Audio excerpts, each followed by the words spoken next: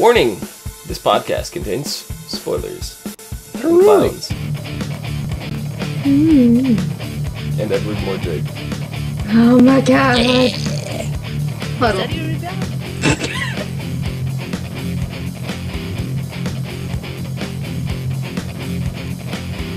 What's up, everyone, and welcome to the ASOTV podcast for American Horror Story Freak Show. Season 4, episode 13, Showstopper, I think it's called? Curtain Call? Curtain Call. Yeah, there we go. Showstopper was last week. Curtain Call's this week. I'm your host, Dom. With me is Nikki, a.k.a. Omikins. Hi. Hi. If you're happy and you know it, pat your head.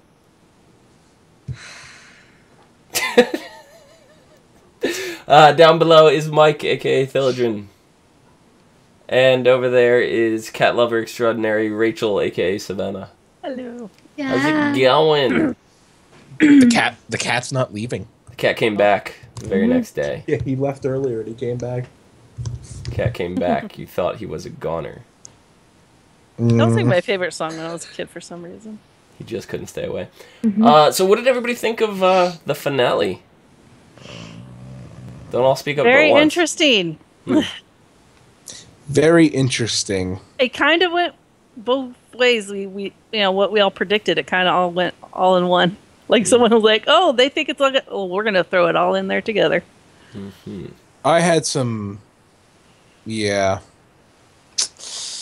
Well, I liked the episode, but there were some problems I had throughout it, and it was just... I don't know. There's been a lot of problems with this whole season. Not that this season was awful. there But are some low points. There's been some problems with the whole season. Yeah, I just... This is, I'm going to tell you right now, this is by far not my least favorite season of American Horror Story. Mm-hmm. So, Mine was hands down Asylum was the worst season. So. To each their own. Yeah. I actually enjoyed Asylum more than Freak Show, but what you gonna do? So what's your feelings on this, Nikki? Not that I haven't talked to you personally about this already. I don't know. I thought it was just the pace didn't really fit what I thought this season should have been. Mm-hmm. And that didn't sit well with me. Right. I mean, the characters, they're memorable. Well, some of them are, for sure. Some of them are. Some of them are, for sure. Just like every other season, there's always a few memorable characters.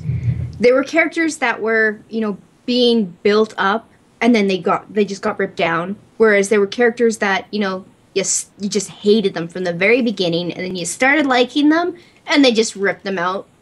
You wouldn't possibly be talking about Twisty, would you? I'm talking about Twisty. I'm talking about Dell. I mean, You like Dell? you know what? In the end, in the end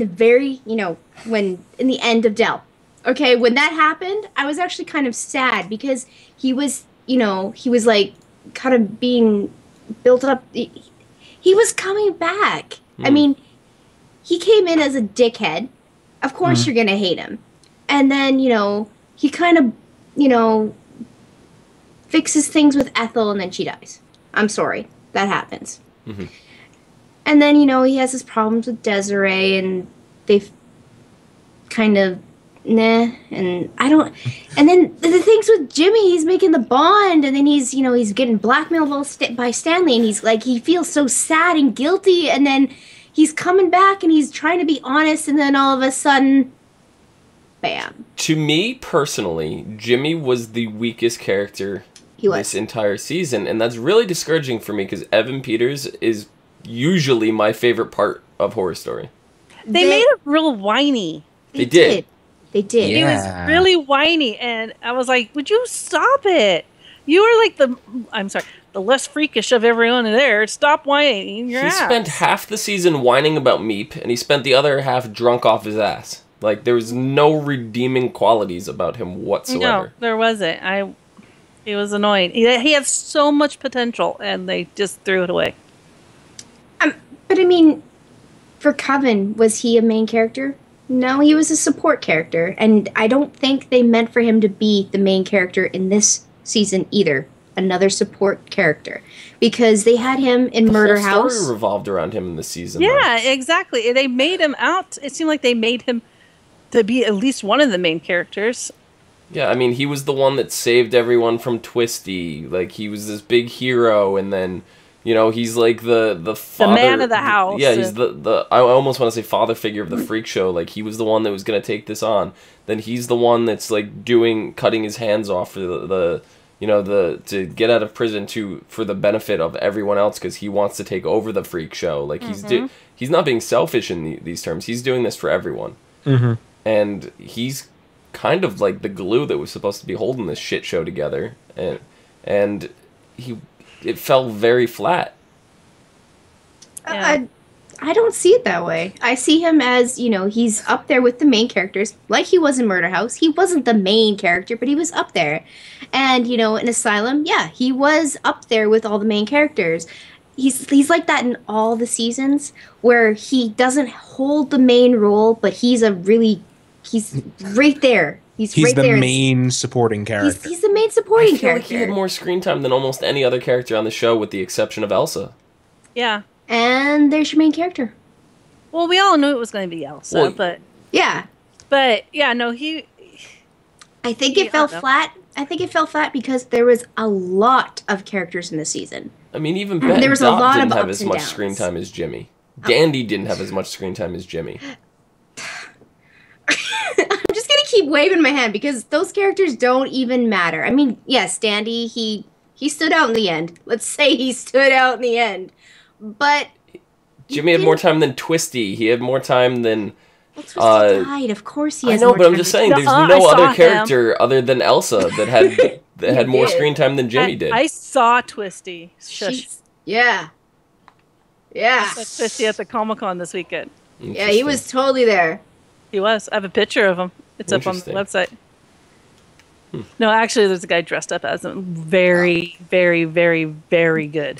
Convincing, right? Yeah, and he was way into the character, and I didn't want to go up and ask him for his picture. Oh, you totally should have.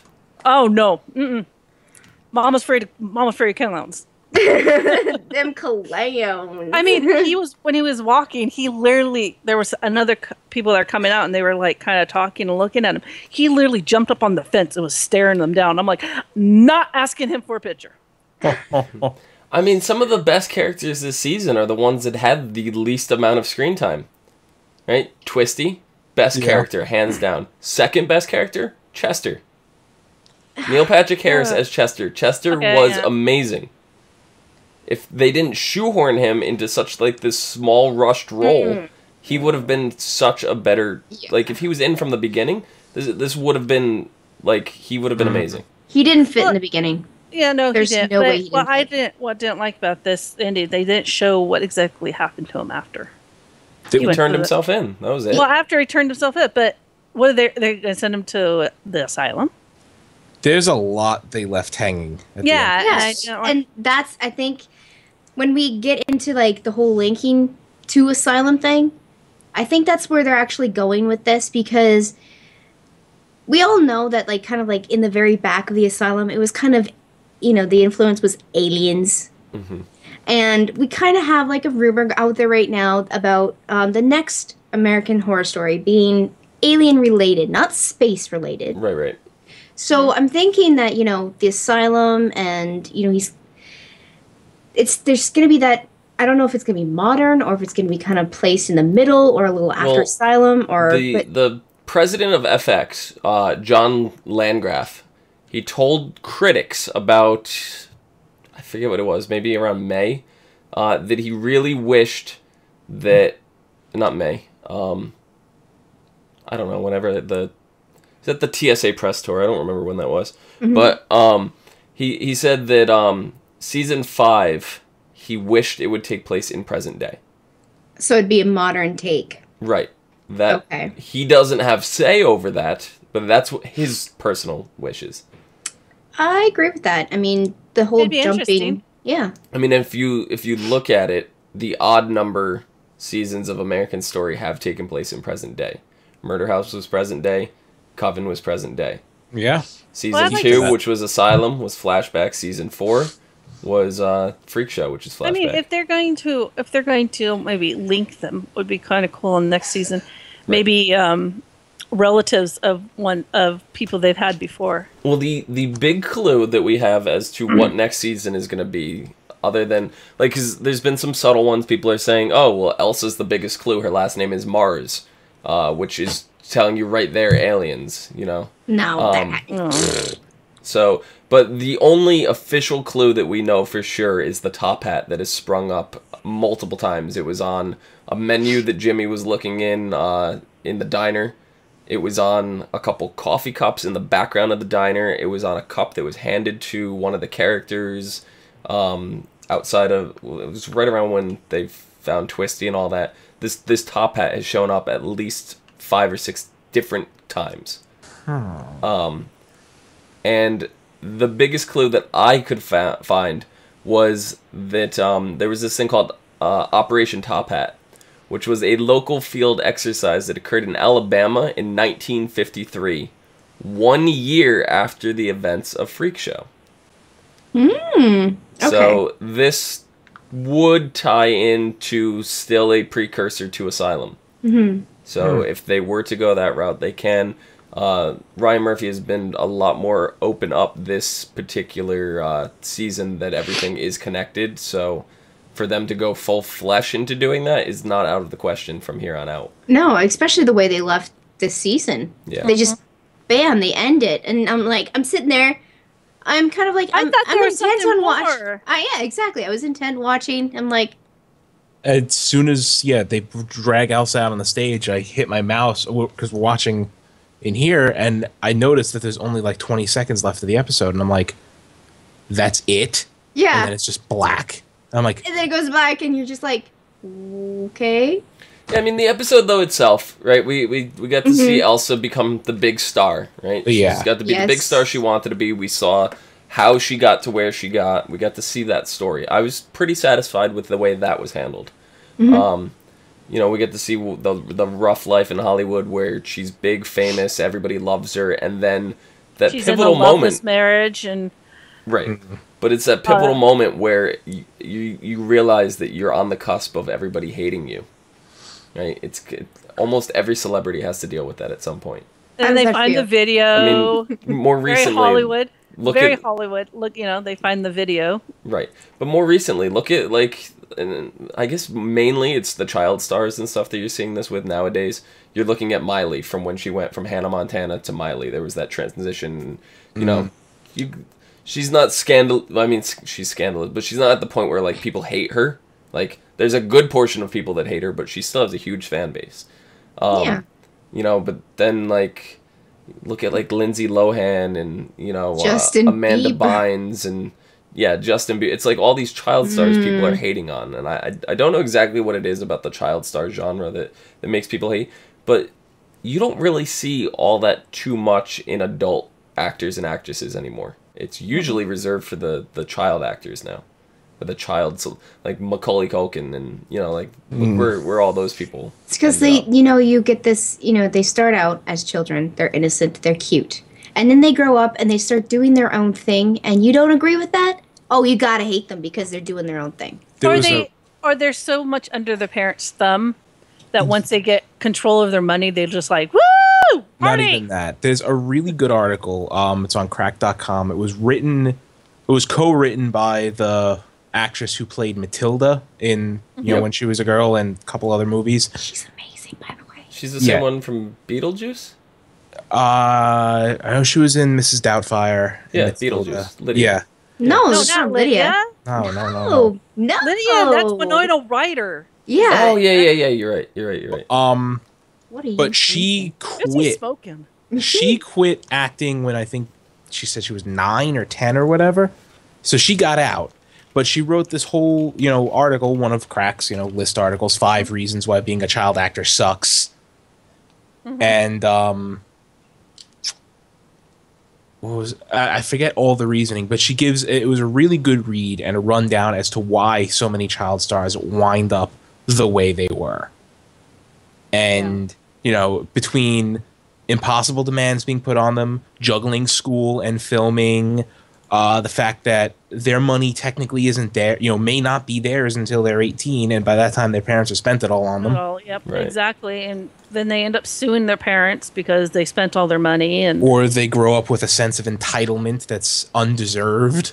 But I mean, I can't really think of many adult celebrities that have had like this big fallout where people have turned on them in their their end of their career or anything like that. Because the only like people I could think of off the top of my head are like Fred Durst. I know there's a lot going on with him, and the hate started coming up from him right around the time that Mission Impossible song came on, because he came out with the song "Now I Know Why You Want to Hate Me."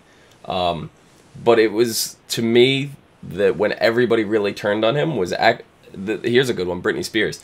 But it was right around the time before Britney Spears had this big scandal revolving her. He came out and said that he had this relationship with Britney and she treated him like shit and like all this stuff, and everybody didn't believe Fred Durst because Britney's been like this pristine icon, at the time, and everybody shot him down. He got a lot of hate for it. And then, it comes 3 or 4 years later, all this stuff came out with Britney, and nobody was ever like, "Hey, Fred, you know what? You were right." Nobody came out and said that afterwards. Well, what's really kind of funny, because when this all takes, and also is, the star and everything was like kind of like the golden time of Hollywood. Right. Well, what's funny is that she's like, "I'm ruined because of this video." Well, there was a lot of Elizabeth Taylor marrying, having an affair with married man and blah blah, and that never ruined her. So that's why I didn't get it. It's like, that has nothing to do with what happened with Elsa's career. It was those stupid German tapes that they were going to release. So like the fan base loves Elsa. They don't know about anything in the background. I mean, so she was so worried though that they were going to look at her like they did all the other freaks from the freak show. I think that was her big concern. She was more scared of what would happen that wasn't going to happen. She was most scared of the unknown than actually what would probably happen. Right. I mean, but her manager was saying that it was going to ruin her too, so it wasn't just her on her own. But the video's coming out. I mean, okay, so yeah, people would have a different view on her. I'm guessing the general public doesn't know that she has fake legs. No. I'm going to go with that. So, okay, she doesn't have legs. They're prosthetics. She got them cut off in Germany, and they she filmed lied it to happening. her husband about it too. Right. So, would that really ruin an actress's career in the 50s? No, probably because she could spin it. They drugged me, and it was done to me. Sympathy. That's the truth. Well, it's the truth. No, Yeah, I mean, she she doesn't was have drugged. to spin shit. But if the stuff with the freak show came out, That would change things. And the fact that,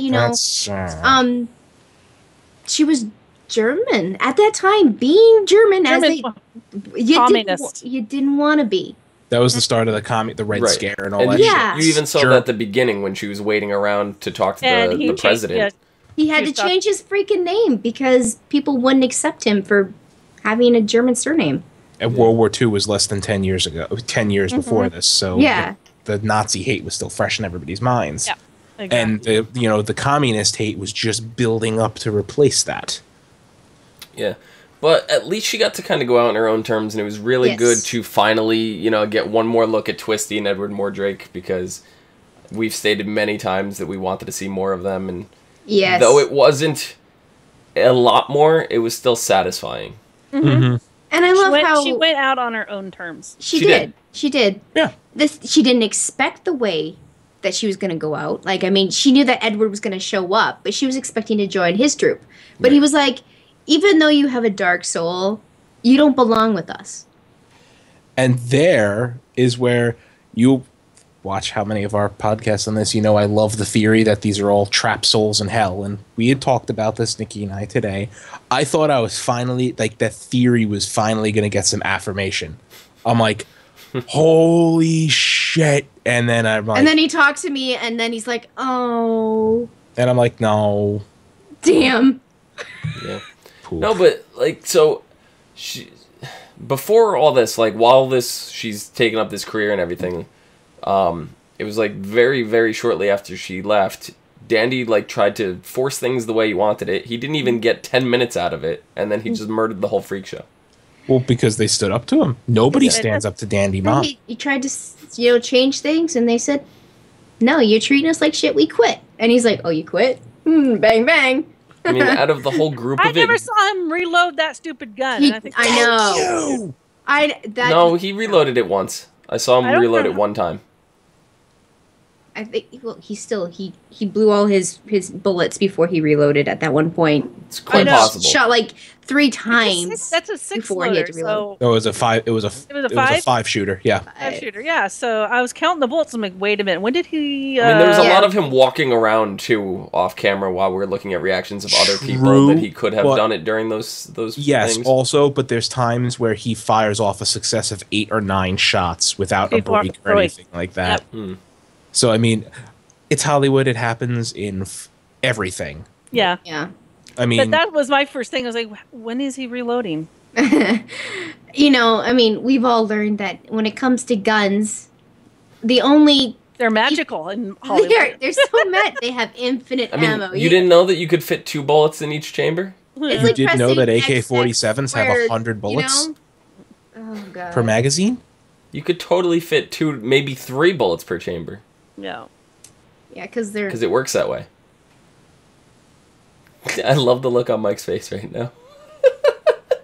I'm just thinking of the trick they do where they tape 2 magazines for AKs together, and when one's empty, they just flip it over. Yeah, that works too.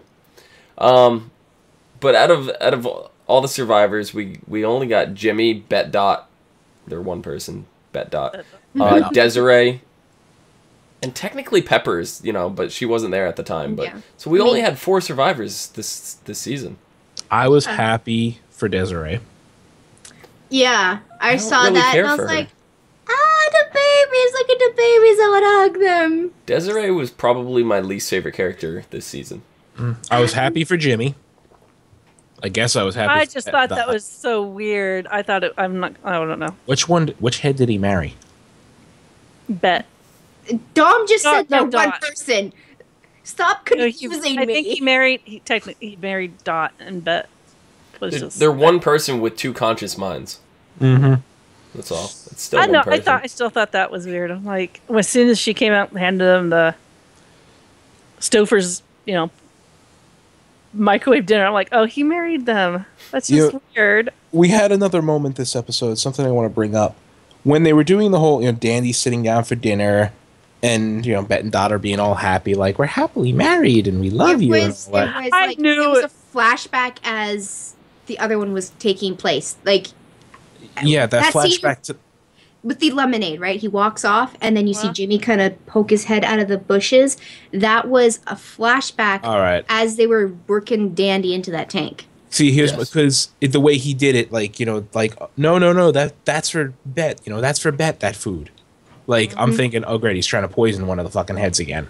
Oh no. And, like, I thought back to how many episodes ago where, the cupcakes.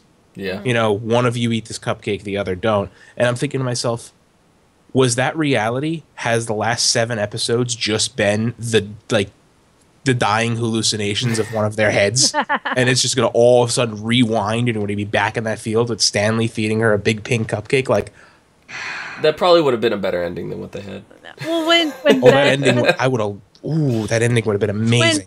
when Bet said, I hired a French chef and stuff. I'm like, oh, it's Desiree. A French trained chef. I knew it was Desiree. I knew it. I knew. I had forgotten that Chester turned himself into the police and is probably interred in an asylum right now. And I was expecting one of them to be Chester. And I'm I like, was also expecting maybe Dandy to get shot in the back of the head too, but that didn't See, happen. Chester and Dandy, they never overlapped. They never saw each other. So why they would didn't. Chester be there to help them? He has no reason. Unless- Dandy would never have recognized him. He would have never suspected Chester.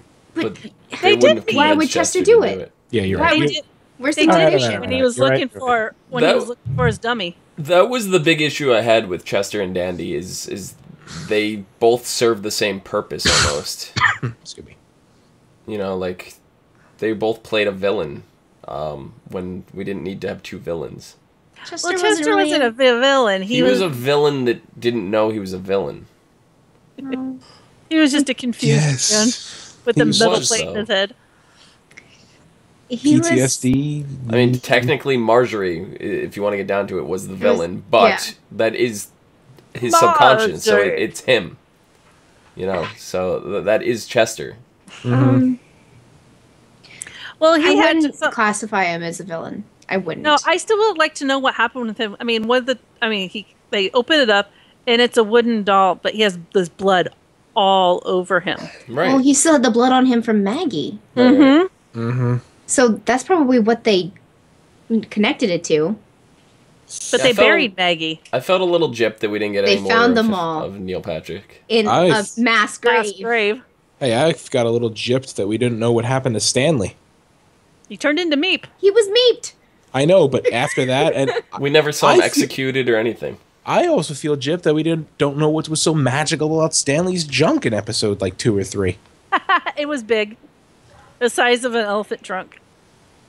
But you can't like it when conceal it's that in pants. In Again, normal pants, you cannot conceal that, and there was no indication that he was hiding anything in his pants. Oh my nose! Thought I was gonna sneeze there. Yeah, I feel gypped. We got there's a few things they left out. Well, there's not much more they could have said about Stanley. Like, I think they covered that as much as they could without actually showing it, which they could not get away with, I don't think. Hey, I'm just happy Dandy was not a survivor. I'm happy Dandy wasn't the sole survivor. Oh my god, when they killed him, I was like, yay! I mean, technically Chester survived too, but... Yeah, but let's talk about that scene for a second. It's scenes like that make me question whether I'm actually a psychopath or not. Because as the water tank is filling, I'm thinking to myself, how I would improve upon it.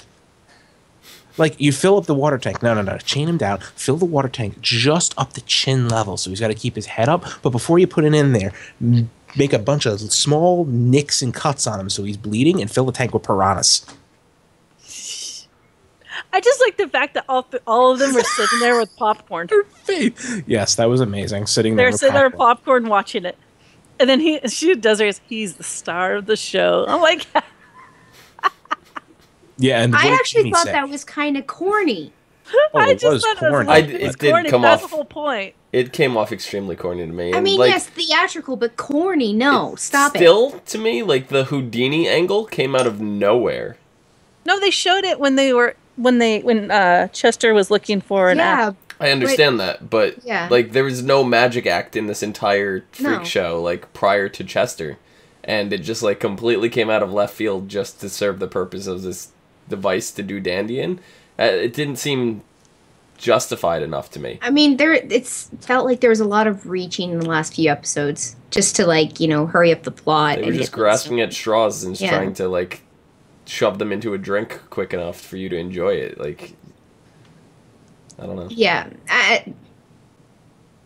Yeah. Yeah.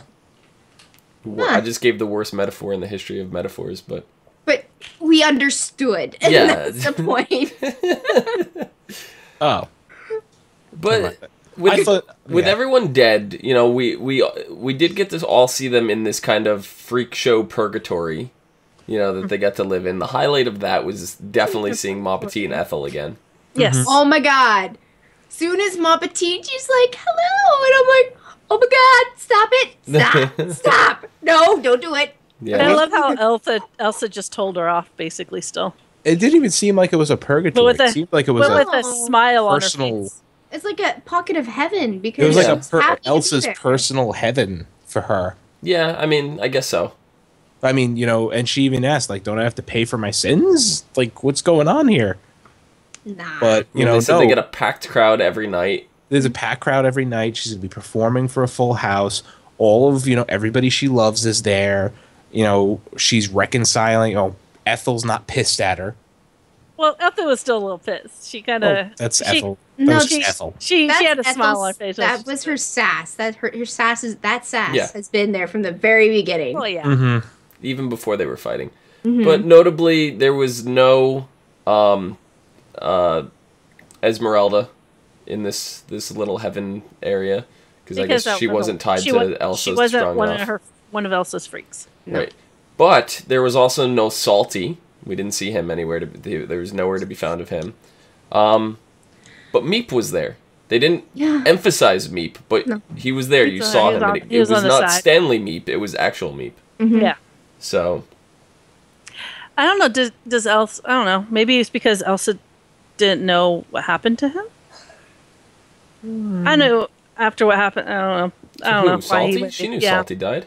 Well, I know she knew he died, but Well, I mean, he was put to rest, kind of thing. I don't know. I don't think it was Elsa's personal heaven. I think it was a pocket of heaven, and whoever wanted to be there, who didn't, or whoever just wanted to, who didn't pass on properly, or just abruptly. Because I mean, think about Salty. He passed natural causes. He passed of natural causes. I mean, most of them there didn't. They didn't pass the natural. Yeah, So I think they all just kind of came together, and that was their heaven, being together as a family performing. I mean, it would have been a little awkward for Pepper to be there without Salty, or Salty to be there without Pepper.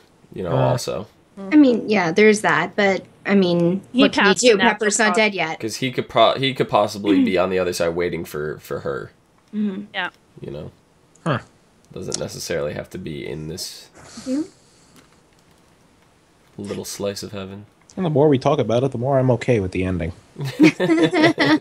I mean, it wasn't a terrible ending. No, it wasn't terrible. It could have been far worse. It wasn't a mind-blowing ending either. No. I'm just glad, that But Desiree got to have I feel happiness at last, and it's not as bitter. right. I feel like the reason why this season got so much criticism was because the show title is American Horror Story, and a lot of the horror was not in it. We had the psychopathic murderers, which in today's society where we are now, we're numb to it. It's not something that we look at as horror anymore. There are people who legitimately don't like clowns, and right. I mean, even just the face of that opening into their tent is enough to give you nightmares. Right. That's the horror aspect of it, which they did not go in that direction. You expect them, when we've been talking about the aliens and how all this is the possible thing. Don't forget, when we were trying to guess what this season was going to be, the big guess was that it was going to be American Horror Story Circus. And they shot that down. They said, nope, it's not a circus. This is essentially a fucking circus. Essentially. There's no elephants and, freaking rings of fire, but I mean, it is essentially a circus. It's not a traditional circus. It's not a traditional circus, but I mean, there's tents. They're red and white and they have stripes. There's Ferris wheels and cotton candy and popcorn. Come on.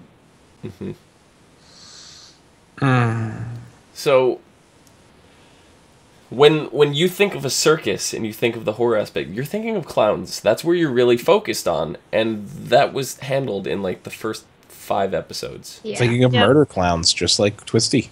If they had stretched Twisty out for the entire season, I think this would have gotten a lot better kind of reception. Yeah, because after that happened, I mean, they were living in the circus grounds and the freak show grounds, but there was no scary thing about it. It was just people killing people. It's just Dandy, really, and Dandy. Yeah, he's psychotic.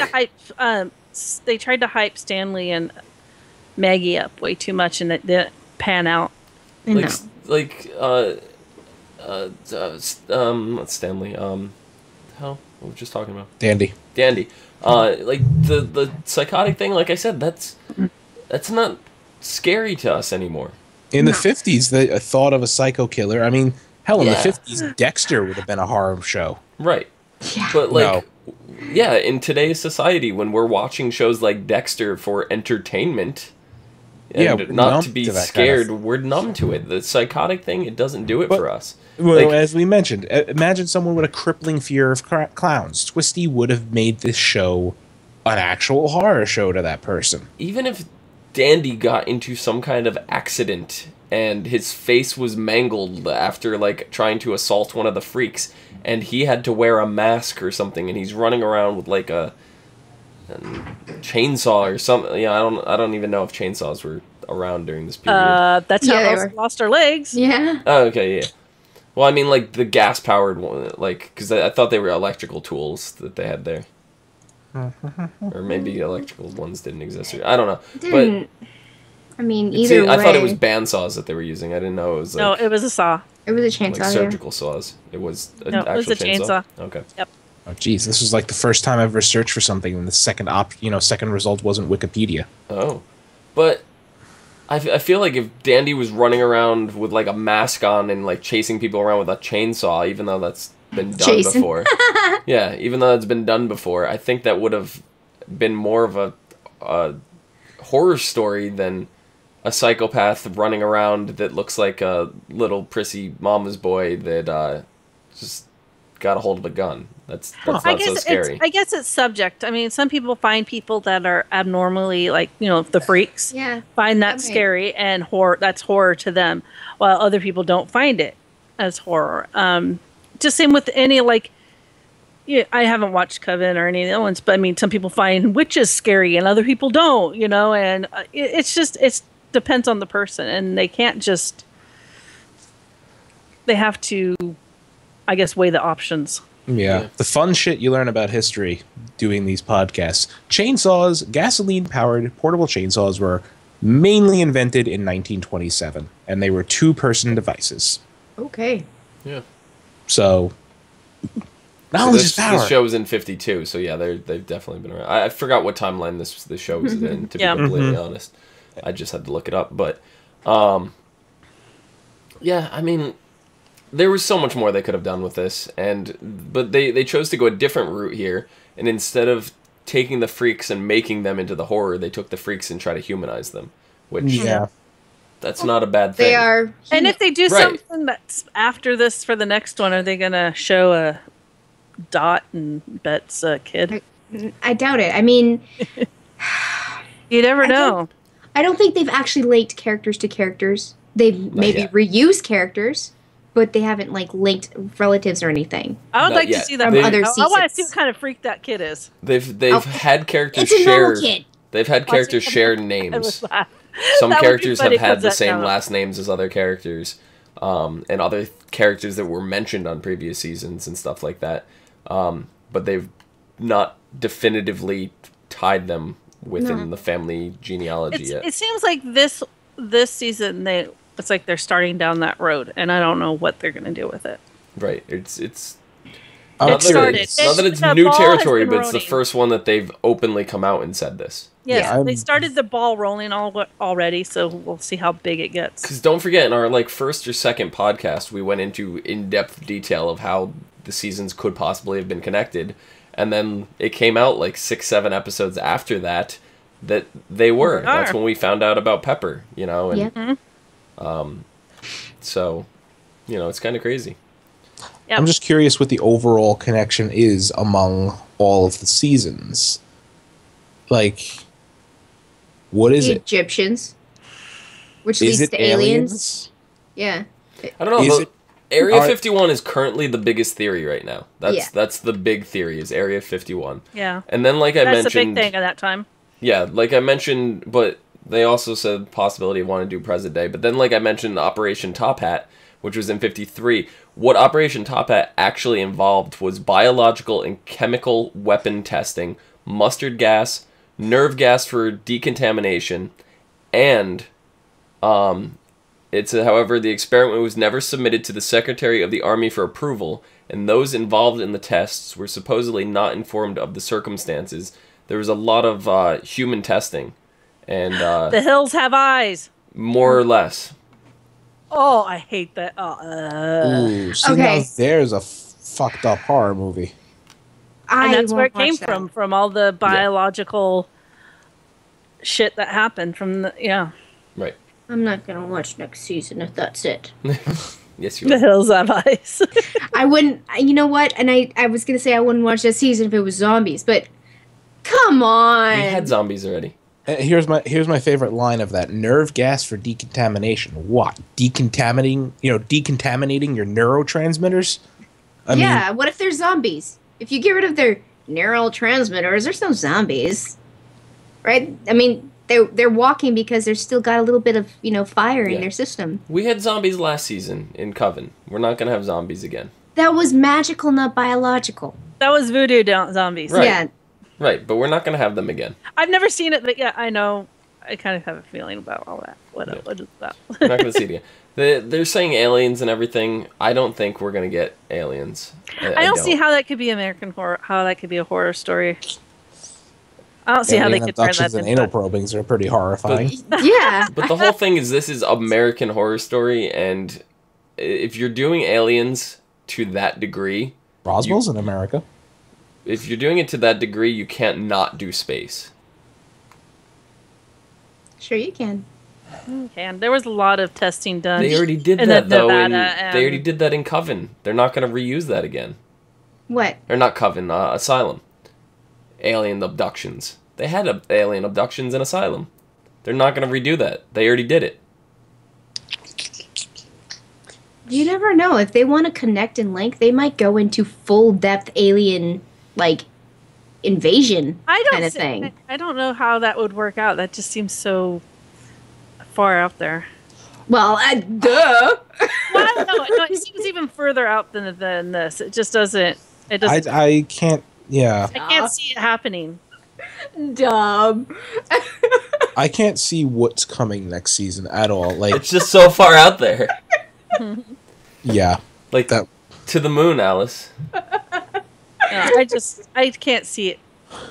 I can't see how it would. I mean, there's plenty of alien conspiracy theories and all that BS throughout, since if they did do something before the with space program, even. yeah, if they did do something with the whole the Top Hat project you're talking about, and maybe there has something to do with the people that they experimented on, Well, I mean, there is a where connection. they kept them and they're trying to escape and they're trying to keep them hidden. So in Asylum, who was doing human experiments, making crazy ass monsters and setting them out in the forest and feeding them? The same Doctor. The doctor, which I did mention before. He's in Asylum, and he was mentioned last episode. Was So that? I mean, it was Hans Gruber. Hans Gruber. Same doctor. Yes. So I mean, he Yes. was doing all those, experiments, and that maybe that's our tie-in there. That our little hint that maybe it is the Top Hat thing, because they did take. I mean, he had connections, and that's why he was doing these experiments with the church in Me secret. personally, I don't want another past. I want another present day story. So do I. I want a modern day take on something.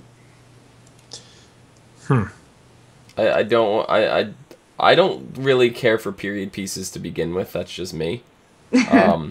So I feel the two of the weaker seasons were Asylum and Freak Show. I think the best season so far was in fact Murder House. And I did enjoy Coven, even though Coven was very hipster. Hipster. Hipster. It was. See, with the thing with Coven, That's where everybody jumped on the bandwagon, and then you had like everybody coming out of the woodworks. I liked it before Coven. I liked it before Coven. I liked American Horror Story before Coven. I'm such a hipster. I'm a hipster because I have to drink all my warm beverages before they're cool. see, the thing, and I wanted to mention this before talking about the endings, I like this ending way better than I liked Coven. And that's because when I went into the season finale of Coven, it's like all of this stuff it's like, we've had this nice story progression through the whole season, and it's like cramming it all together in the ending. Like, we're just going to rush through everything. Like, all the problems are solved, everybody. Yay. All the problems. She's the new Supreme and all this other stuff. And like everything that was wrong is done and happy ending and all that stuff. It just felt, Coven's finale felt so forced for me. Right. From 5 minutes into the episode, I was just like unhappy with it. I feel the same way about Asylum, because we had these experiments going on or whatever, and then all of a sudden, out of nowhere, aliens appear and fucking suck people away in a house, and it's like, what? What? Are you fucking kidding me? Like, out of nowhere, there's just aliens. It's like Aliens. we didn't have an answer for what happened this whole season, so it was just aliens. Aliens. Yeah, so Coven's ending wasn't satisfying for me. This ending, while we've already said wasn't the greatest, I'm actually somewhat satisfied with it. I am satisfied with this one, but Murder House 100% wrapped things up better than any season thus far. They wrapped it up and left it open at the same time. Right, and Because that's the why it house was is so still good. fucking haunted. Right. Anybody that yeah. goes into that house afterwards is going to have to deal with this shit. But the family, I forget their name off the top of my head, the family that was living there, their story was completely wrapped up. Yeah, done. Mm-hmm. Yeah, their stories... I mean, it could go on, but it'd be boring as shit. They're fucking ghosts in that house. What are you going to do? Yeah. Haunt people? I don't know. No, they're not Budget? haunted. The way they concluded it was that, oh, we're just gonna save everybody from now on. Make sure nobody ever inhabits this house until it gets torn down. That was their goal in the end. Right. Yeah. But like I said, They get someone in there to like a medium to cleanse the house. Asylum just threw aliens at us in like the last episode. I think they were vaguely like alluded at in an episode beforehand. Which was all of less than like 2 minutes, but then it was like the very end. It's just like, oh, well, hi, by the way, there's aliens here. It's like they were trying to shock you. For Yeah, exactly. And then what was it, like Coven? Like, I enjoyed the story, but it didn't feel horror to me. It wasn't horror. I Well, mean, see, like I said, with some people Wait. that can be horror for some people, but it can be. Okay, it was terrifying. At least one part in The there zombies, for me. the whole voodoo angle was the horror Yeah. aspect of that. That was the rival witch coven. And then we had the what the hell else was The witch hunters or whatever they were. oh, kind of, No. but Yeah. that really didn't. I don't know. I don't really remember. It was just We had Papa Legba, the voodoo spirit. yeah, but that was, like I said, that was That's all the voodoo related, stuff. yeah. That whole, I don't know. It didn't really do much for me. I enjoyed it. It was a good story, but it didn't feel horror outside of the voodoo stuff, which was I guess- only a fraction of it. It's kind of like what Rachel says. I mean, a lot of us are just sensitive to anything horror nowadays. It's like nothing surprises us. That's the Yeah. problem. That's the tricky thing. Is there's no good way to reinvent the genre right now. Like Right. And in order for us as a society nowadays to find something horrible, they have to, only the truly horrible things, well, then again, are shocking to us now. you can say if it's a timepiece. I mean, back in the 50s, the freak show that was horror. right. Yeah, exactly. In the 50s, that was horror. An asylum that is horror. Yeah, for some but people. But Back it might be then, just- their audience is us now. yeah, but they might be thinking back then. But you never. You really don't know what they're thinking. I mean, even take some of the more classic horror movie. Like I say classic, but honestly it's 10 years old now. Saw, right? Yeah. Like you go back and look at that, and at the time when it first came out, it was shocking, right? Because It nothing was like still that had been shocking. done. Yeah. As it started going on, people got desensitized to it. They started calling it torture porn, and it's no longer horror anymore. Right. And I never considered it to be horror in the first place. I thought it was more thriller than anything. Thriller, yeah. But I enjoyed the story. That's what kept me watching. So it's just the horror genre. Horror Like to me- any horror movie I go see, like what was that? M. Night Shyamalan, whatever his name is. M. Night Shyamalan Ding Dong. The Happening. The Happening. Like It's not happening. That wasn't even a horror. That was. I'm just saying, like, I laugh through all these what they call horror movies. I go in the theater and I laugh. Like, I saw Jeepers Creepers. I saw Jeepers Horror to Creepers me- 2 in the theater, and there's like one part where his arm gets blown off and his leg gets blown off, and it's on the opposite side of his body. So he's got one arm and like one stump for a leg, like only part of it, and he's chasing people down in a field. And he starts, like, flopping like a dead fish out of water, like, chasing people, like, jumping up in the cornfield. Wait. I'm in the theater, in tears, laughing, and there's people yelling at me. Jeepers Creepers? Jeepers Creepers 2. Okay, So- see, maybe it's my oldness here. When I think horror, I think Halloween, Friday the 13th, Mm-hmm. Those- Nightmare on Elm Street, slasher flicks. Yes. I grew up watching those, and as a kid, That's what I they think were before. terrifying to me. And I hate those movies, and still to this day, if I watched them, I would have horrible nightmares. I mean, First even time look I at the watched reboots of Scream, those, I was though. terrified. Look at the reboots of those, though. The what was it? The Friday the 13th one that when they came out, and I saw that one. They weren't as good. The first 20, 15, 10 minutes of the movie, whatever it was the classic camp scene slasher. And they slowly, methodically, like, picking everybody off one by one, and I loved it. And then it was that moment when all of a sudden the one kid was about to get away, and you honestly thought he was getting away, and you just see Jason, like, marching toward the kid, and he's like, there's no way, Jason's not gonna catch him. And then all of a sudden, Jason just starts running, and he booked it. I went, holy shit. I go, this is the best fucking movie. And then the rest of the movie, after the credit scene, was awful. And it's like... See, those kind of movies, yeah, they're thrilling. They'll get you on the edge of your seat. But that's all they do for me. They don't scare me because I was watching these stupid movies with my mother, scaring my cousin when I was 3 years old. And my cousin's 10 years older than me, so you can imagine, as a 3-year-old, I loved scaring the out of him. Right. So just to me, that's just how my imagination, that those are scary to me. But I mean, like, honestly, what can they do? What can they do at this point to tell a horror story? Like, things that used to be horror are not horror anymore. Like, vampires. Vampires used to be part of the horror genre. Now they're sex symbols now. That's all. Yeah, they're sex totally symbols. You cannot tell a horror vampire story anymore. You can't do it. You can't use the reason movie monsters. Do you want to know the reason why you can't do vampires anymore? Do you know what the missing link was for the vampires? There's one. No.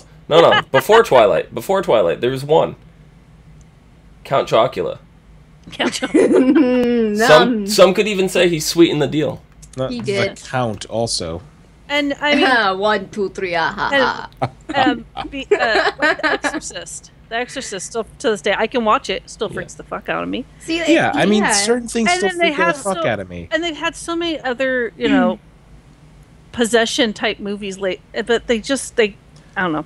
Yeah, like they don't live up to the Exorcist. The first two Saws, I still sit there. I go like, watching them, but I'm not terrified of them. There's some movies. What was the one? It's not even a horror movie. It's not a horror movie whatsoever. But it got me. Like, I was like, no. It was with why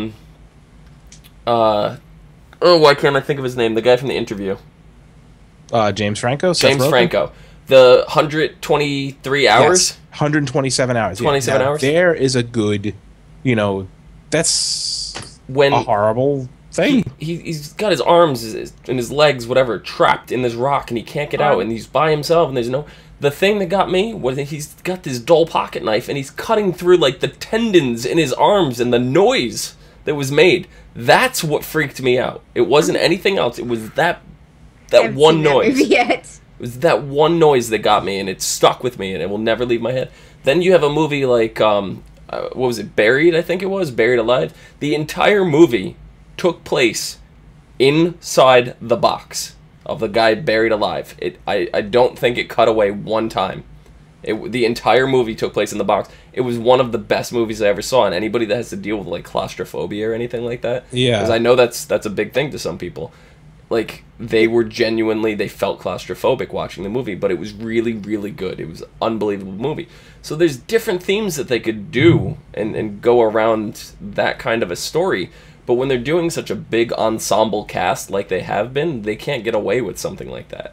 Yeah, and you have I'd like to see them do an exorcist or something, someone that's possessed. That'd be kind of cool. You got to go with something that's a universally horrifying experience to all humans that transcends culture and upbringing and shit like that. Right. Being buried alive is something that would do it to even the hardest ass human being would be terrified of being buried alive, whether they said they aren't or not. There's going to be that minute of terror. See, the thing that scares me is things that cannot be explained at all. Like, I can sit there. This is where people don't get me, because I say I'm afraid of zombies, but I can sit there, I can watch Resident Evil over and over and over again because Those there's are a horrible movies. But that's because they have a reason to be zombies. They were infected. Whereas Dawn of the Dead, where people just start rising. The it's original like, Dawn of the Dead, yeah. Yes, it's like, oh The black and my white? god, oh my god, I'm done. I'm done. Having I- no explanation makes Can't it more explain that. terrifying. I will admit that. My Another- daughter watched the Dawn of the Dead, the very adds more original, to it. the black and Yeah. white, was it 1930s or whatnot?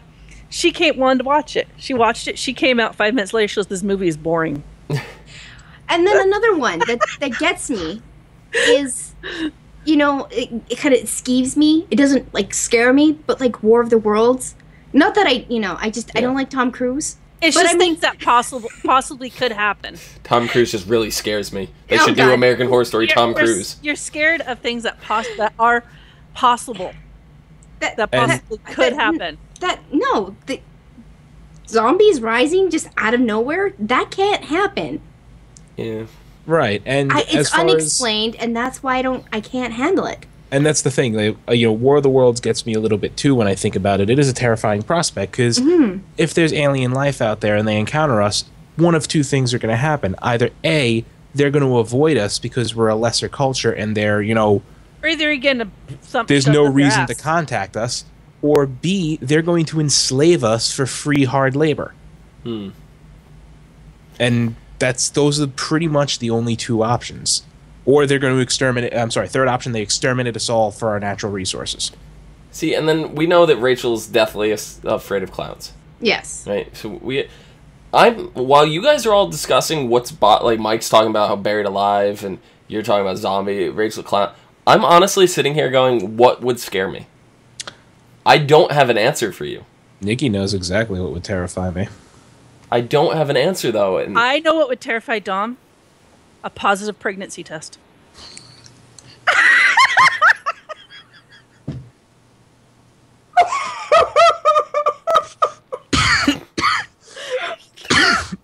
You're killing me. I think that would terrify any guy. but let alone for TV, right? TV, I can't think of anything whatsoever that would honestly Just skip scare me right to the over. point that I wouldn't want to watch it. When it comes to reality, what would scare me? Like a positive pregnancy test? I don't think it would. I think it would. I don't think it would. Something that would truly scare me. Oh my god, that was funny. Something I that had would to truly say. scare anyone is, you have a zest for life, and then all of a sudden someone wants to take it from you. That's gonna scare you. If you want to live, and there's somebody there ready to take it from you, you're gonna be shitting your pants. No. You don't want to die. I'm the most calm person when it comes. I could be held at gunpoint, and I would just be like, "All right, look, get it over with. Either do it or don't do it," and I would just start walking away. That's Being me. calm That's me. doesn't mean you're not scared. Yeah. You can be calm as fuck, but still be scared. See, I don't know. Like that stuff, it just doesn't bother me. So, I don't know. To me, I'm not scared. So, I've had situations where people would pull a knife or something, and I was just like, if you're gonna stab me, just stab me. Right? It's like, I don't know. Like that stuff doesn't bother me. Like the dark alleys, and I walk through those. I cut through those all the time. That stuff does not bother me. I'm the kind of person where like I'll be like out walking. I've walked through Central Park at like 2 a.m. before, and there's like those what people consider the creepy guys or whatever. And I was with a friend of mine, and she's like scared to death, and I'm like going over to talk to the guy, and she's like dragging me away. Like that stuff, that stuff doesn't bother me. See, you wouldn't catch me walking down shadowy places and, alleyways or anything like that here. But I used to do that crap all the time back in Canada because you knew everybody on Canada. the street. But Because Canada. like buried alive, that's not going to be a comfortable situation. No one's going to enjoy it. But am I going to be scared? No. I'm going to try to get out, but there's going to be a point where I'm just like, you know what? That's it. I'm going to take a nap now. To conserve some air. Yeah. You know, that's about where my mentality is. So maybe I'm just apathetic. Maybe that's what it comes down to. Maybe. And all the apathy just does not allow me to be scared. I don't know. But I enjoy the horror genre because I like what scares people. That's what interests me. It intrigues me of the fact that this scares somebody. Why does it scare them? Because I can't relate to that. Yeah, and I'm sitting here thinking, this whole time I've been silent the last couple minutes thinking, there's nothing that you can portray, that they could portray on television that truly terrifies me. Yeah. Everything that truly terrifies me is...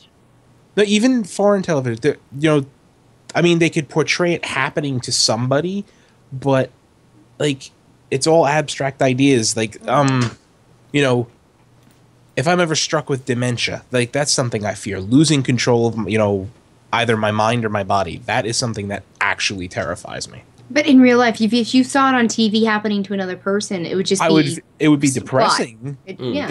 But it would be plot. It doesn't scare me. You know, the prospect of it actually happening to me, like them saying, "Oh, you have a tumor growing in your brain. It's not going to kill you. It's not cancerous, but in about a year, you're going to start drooling like an idiot and not be able to think properly." That's terrifying. So, I mean, they could do the alien thing, but I mean, if it is like the Top Hat project that you're talking about, it could go with the whole what happens to these people after they do these experiments on them. Yeah. I'm terrified of volcanoes too. I mean, I still can't watch Dante's Peak without freaking the fuck out. Well, don't worry, you're not a virgin. You're not getting thrown into one. Nice. Yeah. I don't know. I mean, yeah, I'm with Dom on this. I want a modern take on whatever horror thing they throw at us. I mean, they have to bounce back and forth. They have to go, you know, modern, old. Modern. They haven't done anything with like maybe possession. That might be kind of an interesting route to go. They haven't done anything with a demonic like, possession. That's all about Murder House. Yeah, but they haven't done anything. Well, not to maybe to, that's to a more degree. hauntings than anything. It was more hauntings than anything. I would like them to explore like an actual, not a dandy kind of psychopath, but like a Texas Chainsaw Massacre kind of, you know. Ugh. Or do a legit like monster movie, like do like a swamp creature or you know something crazy like that. Oh my yes, please, that'd be amazing. You know, like a good monster, like you know, a werewolf. No, Swamp monsters have not been done enough. Not Twilight werewolf. Like there was Swamp Thing, right? Mm-hmm. That wasn't even. was that even a horror movie? I don't even remember. I don't even know, but Thing from the Black Lagoon. That was like the first one. And I think It from the Pit. I remember, but that's I don't remember half these movies to be completely honest. So I don't even know if they were all. I think one of those was a comedy. I would really enjoy a good monster movie. Yeah. I mean, you could do... Go for the Toxic Avenger. Here's the two I would like to see. That one I remember. Here, let me think. Okay, the two I would like to see the most. Either a swamp monster, you know, anything like that. The Thing, Swamp, the Creature from the Black Lagoon, anything like that. Or Body Snatchers. Ooh, that's leaning on the alien thing. I know that's leaning on the alien thing, and it's borderline alien is borderline possession. But like you know, anything like you know, Faculty is one of my all-time favorite movies. Yes. See, something like with the whole monster genre, my all-time favorite monster movie is the first Jeepers Creepers. That movie was amazingly executed. The second one was basically a comedy. No, you'll never catch me watching that movie ever again. Why? What do you got against Jeepers Creepers? I just don't feel comfortable watching that movie. I'm not scared. It's just... See, that's why I like it, because every single person that is scared of monster-type movies like that get extremely uncomfortable around that movie. I'm not scared, though. I just get uncomfortable because of the things that happen. There's the difference between being scared and uncomfortable. Another reason why I only watched the first Saw and I didn't watch the rest of them. I just felt really uncomfortable watching it. Well, yeah, those ones do torture, but like the story, and if American Horror Story, if American Horror Story really focuses on a new type. They could create a new type of creature or whatever and focus on that, because that's exactly what Jeepers Creepers did. You look at the Jeepers Creepers. It was a creature that had never been seen before, and anytime something on it, like let's say it lost its eyes, it would seek somebody out and eat their eyeballs. Yeah. And it would regenerate. And it would, any part of a person that it liked, it would eat that part and it would regrow it on itself. And this is how the creature sustained. And then it only lasted for 7 days, and then it went to sleep for 7 years or something like that. Or 27 years or something. For 27 days, the 27-week, it was some crazy story, I don't remember what it was. But it was only around during that time period. And then it would go into a cocoon and it would come back. And it was just unbelievable. And the thing would, it's very human-esque. And it would walk around really, like, creepily whistling the Jeepers Creepers song. And it's like, there's so many people I know that were so creeped out that I would just, like, walk down, like, the street with them late at night, and I would just start whistling Jeepers Creepers, and they would just start pounding me. They would, stop it! I don't know, like, there's something about that creeped people out that I really enjoyed it. So if they can pull something like that off, give us something new. Something we've never seen before. I mean, it's been done before, but isn't Jeepers Creepers kind of, it kind of leans off of pagan myth? A little bit? A little bit goes off of the Mothman too. No, it doesn't. No. No, Jeepers Creepers is very different. Very different from Mothman. I can't say for sure because I'm not very familiar with pagan mythology, but I know mean, in modern times this story was never done.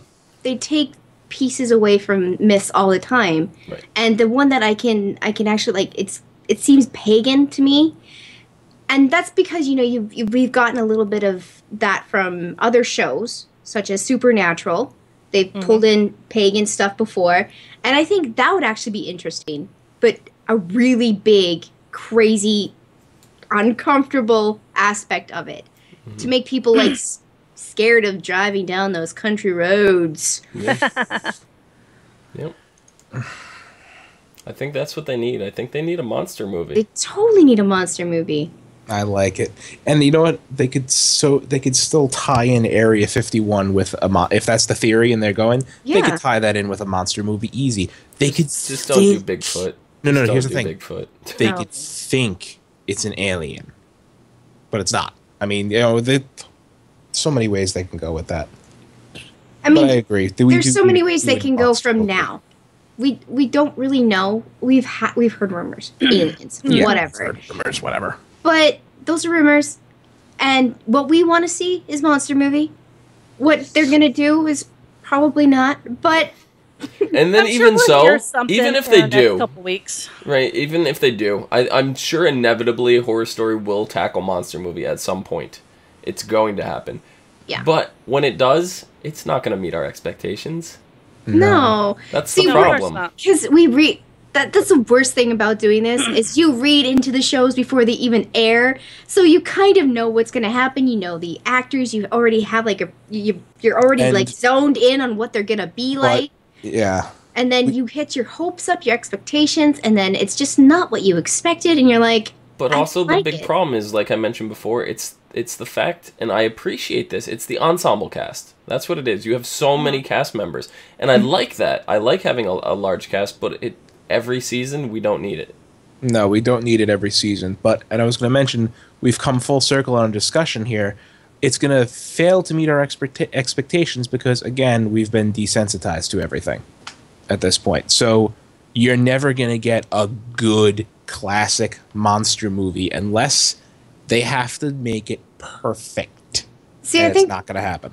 Now that I'm thinking about it, the one thing that really that makes Murder House stand out is that the main villain that you really focused on was a mystery until, like, the near end. Mm-hmm. And their names popped in. It was the Harmon family. Yeah, and I mean, we haven't really had that. Yeah, even do a monster movie, but keep it a secret until, like, the last episode. Yeah.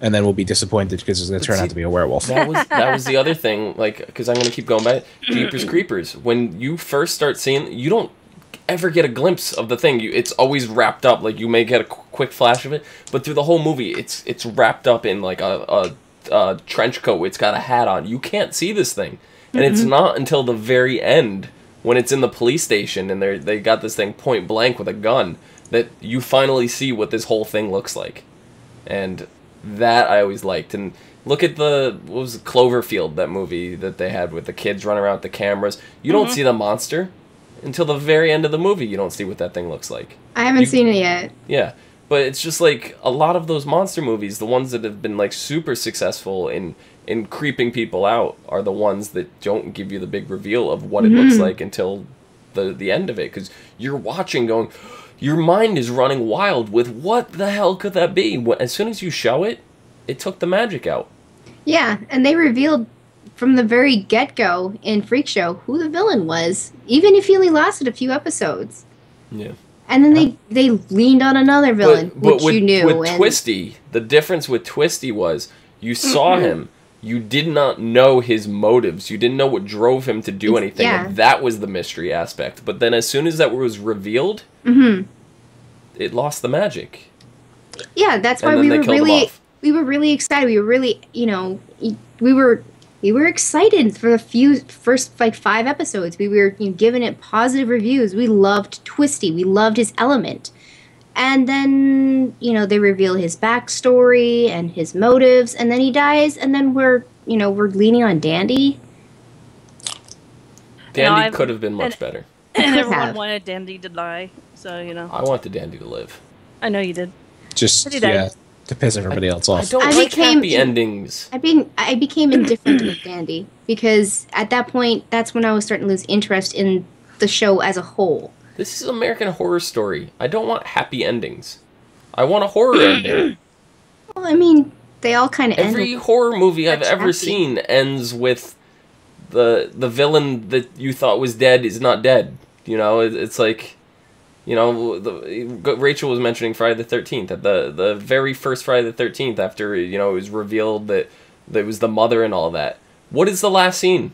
It's the kid in a boat trying to get away or whatever, and Jason comes jumping out of the water and topsizes the boat, and then you get credits. It's like, what the... That's not a happy ending. This is a horror story. I don't want a happy ending. I don't want everybody sitting around watching TV eating cake. I don't want the Freak Show to sit together and play Freak Show forever. I want a horrible ending. Wasn't there two Friday the 13th, so that wasn't Jason? I think one was his mom, and then the first one was his mom. Yeah. And then there was another one that wasn't him either. But that's you want a horrible ending. The ending. That's where, and that's, I guess, my subconscious desire for an unhappy ending or an unexpected ending. That's what made me think of the fact that this is all dots. That's, I don't know which head was going to eat the cupcake.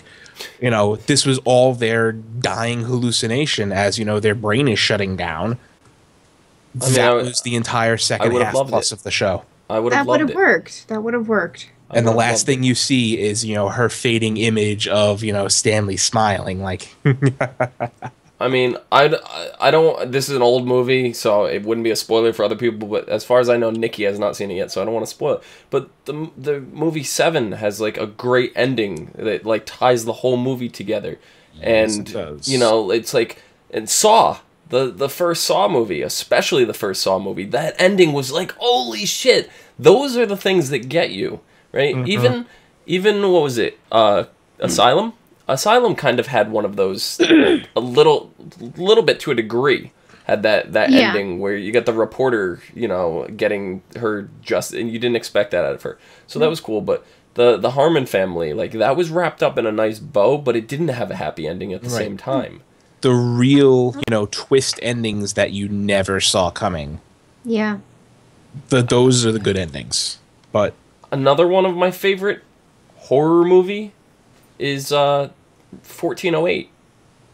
Yeah. That was another good movie. And that was a great movie. Not the ending that you see. You get the DVD and look for the director's ending. Not the theatrical ending. The director's ending is the best ending. It's just movies like that where you get that big twist ending and you're just like... Those are the ones. That's what makes it memorable. Not let's throw a party and play Freak Show forever. I don't know. Maybe they're trying something different. Maybe they're trying for a happy ending and see how it would go. But we've had happy endings the last, like, 3. Were they really, truly happy? They were. Yeah, they were on the happy side. I mean, yeah. Coven had a happy ending. Yeah. Right? Asylum had... Aliens. It was a happy ending. I mean, there were aliens, yes, but I mean, basically how it went is the reporter got her she got her justification. Basically, I mean, she shot her son because he was a murderer, like his father, and then you had the main character, what's his name? It was Evan Peters. He grew old, and then when he was gonna die, aliens took him, but he had a happy life up to that point. Yeah, they've been happy the last 3 seasons. I really just don't want a happy ending. I'm sorry, I don't. No, this just is a horror story. It doesn't have to be a bad ending, like a crazy, scary ending.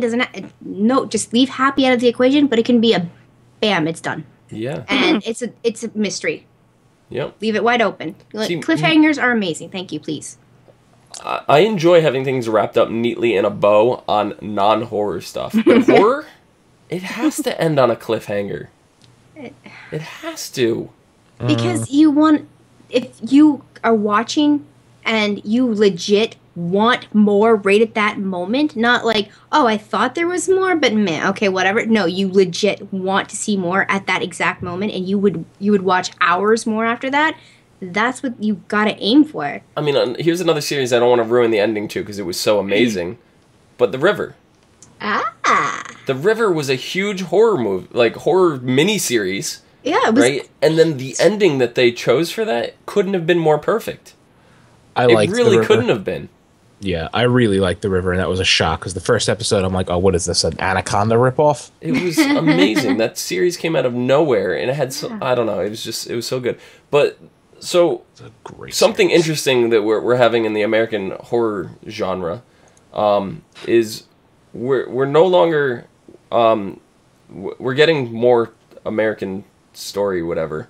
In a couple weeks, we're getting American Crime Story, which they dropped the story off of. It's just called American Crime now, and I believe that what's her name? The girl that I actually really like. I can't think of her name. Emma Roberts. Emma Roberts. She's going to be in it.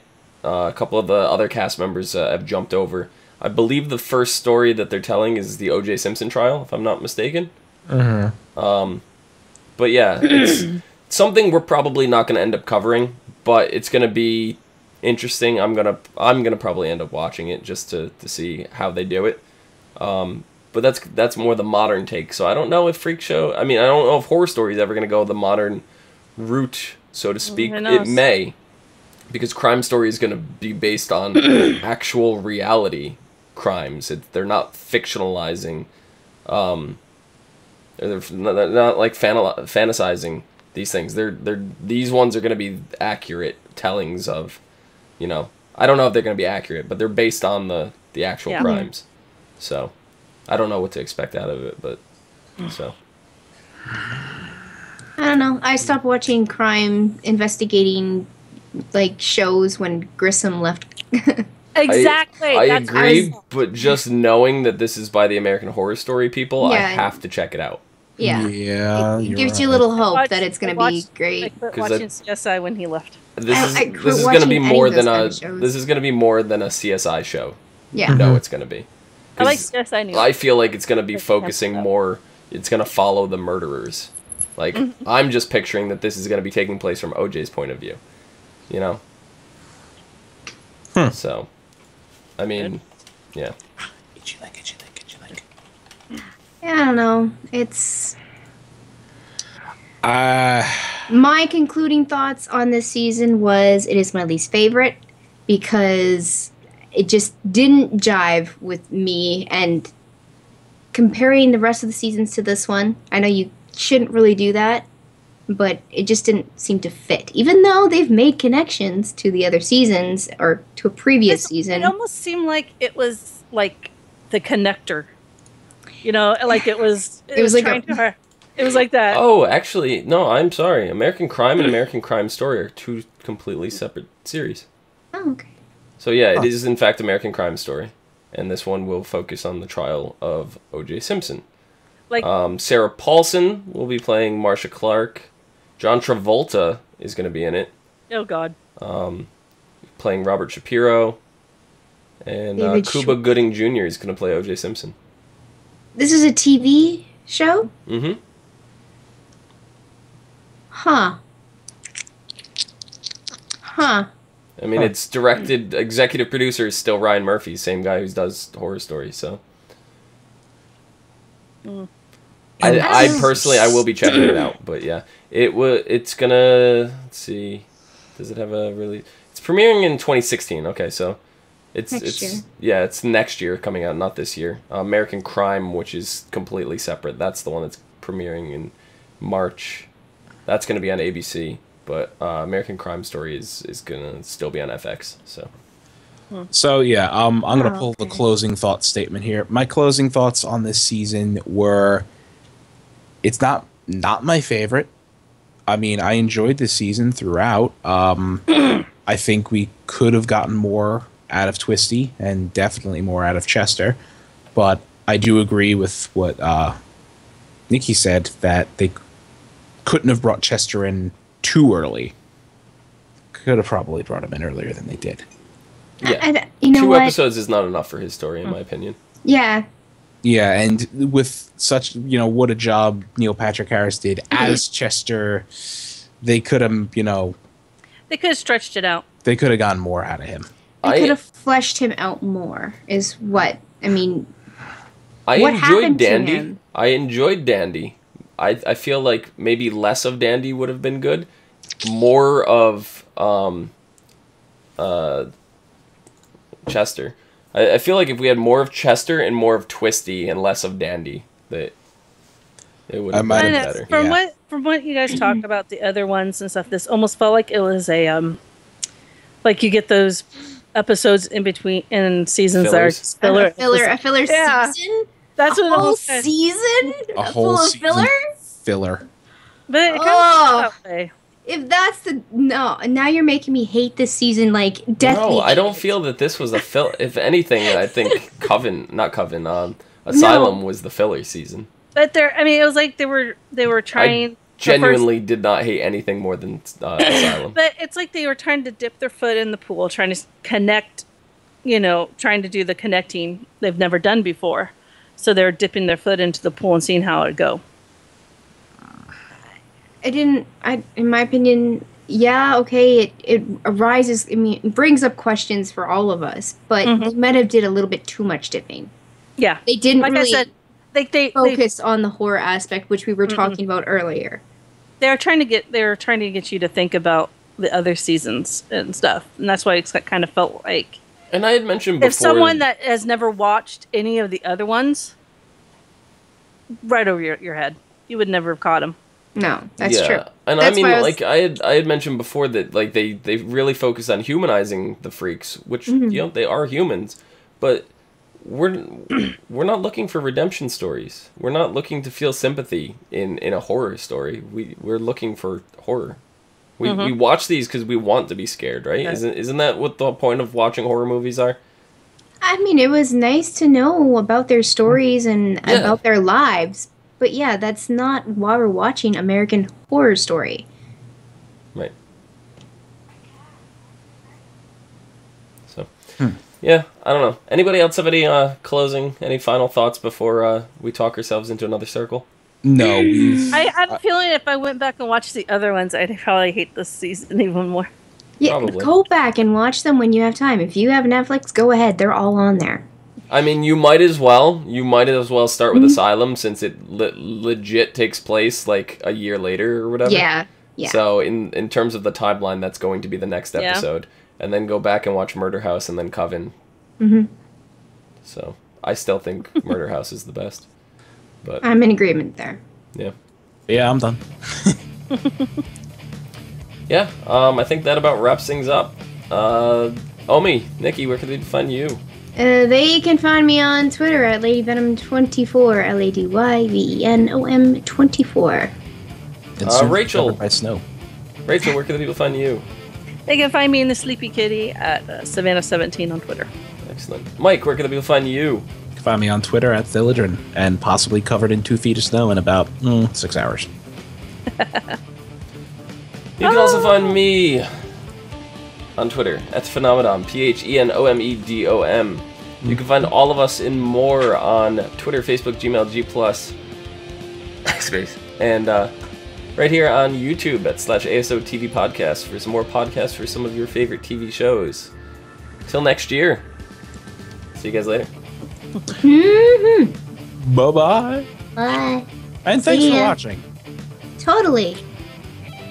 How long did we rant for? Oh, Aliens. well over an hour. Yeah. I'm Aliens. tired. Probably close to 90 minutes. Yeah.